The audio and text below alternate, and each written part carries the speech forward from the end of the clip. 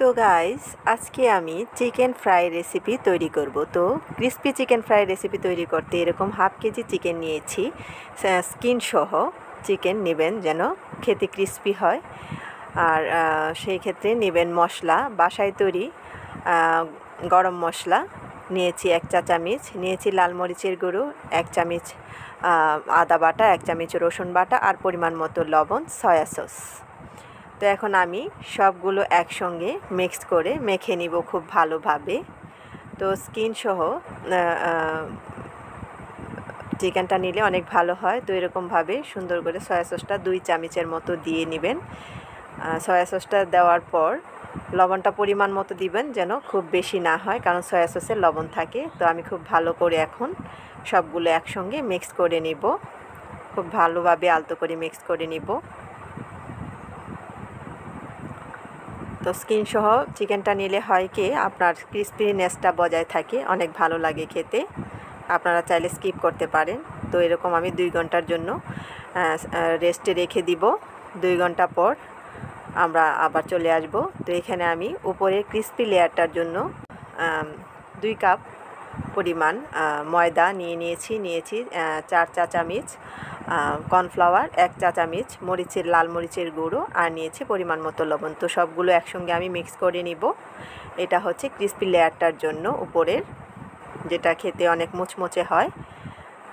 তারপরে আমি 2 ঘন্টা পরে সবগুলো আবার একটু মেখে নিয়ে সুন্দর করে ওই আগে থেকে রেডি করে রাখা ময়দাটাতে গড়িয়ে নেব একটু একটু করে। তো দেখতে থাকুন কিভাবে গড়াবেন।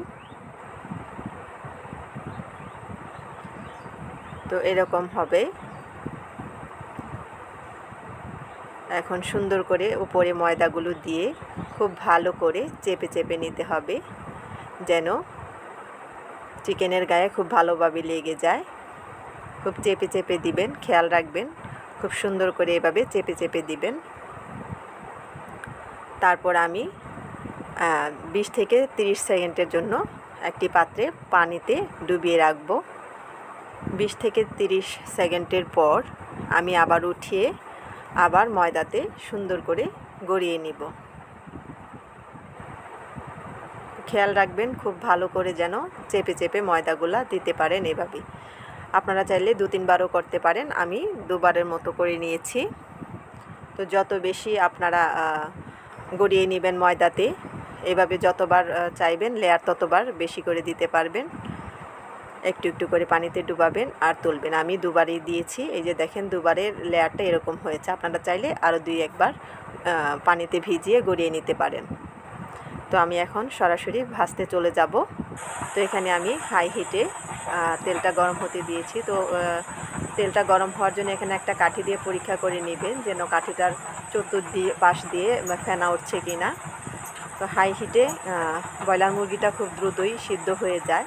তো হাই হিটে আপনার মুরগিটা চিকেনগুলা ফ্রাই করতে হলে হাই হিটেই করতে হবে, নয়তো চিকেনের গা থেকে পানি ছেড়ে নষ্ট হয়ে যেতে পারে জুসিনেসটা। সেই জন্য হাই হিটে গরম করবেন। তো আমি এক এক করে চিকেনগুলো দিয়ে নিচ্ছি। এক এক পাশ আপনার ব্রাউন কালার হলে তখন আপনারা উল্টিয়ে নেবেন।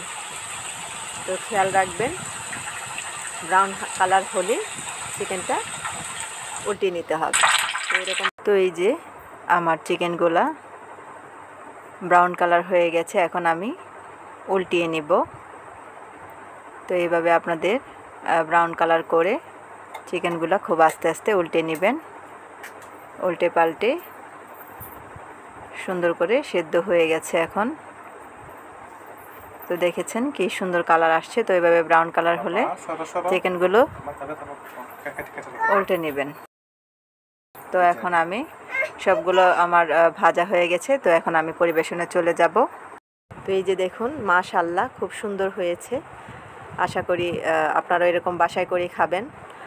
সব সময় তো আর রেস্টুরেন্টে যাওয়া হয় না, যখন সময় না পাই তখন মনে করেন বাসায় এভাবে করে খাই। তো আপনারাও চেষ্টা করেন বাচ্চাদের নিজেরা এভাবে খেতে, অনেক ভালো হবে খেতে। তো এই যে দেখেন ভিতরটা কতটা ক্রিস্পি হয়েছে, কতটা সুস্বাদু হয়েছে, মুচমুচে। তো দেখেই বুঝতে পারছেন। তো এভাবে করে খাবেন, আশা করি সবার ভালো লাগবে। আর আমার চ্যানেলটি সবাই সাবস্ক্রাইব করবেন আর কমেন্ট করে জানাবেন কেমন হয়েছে খেতে।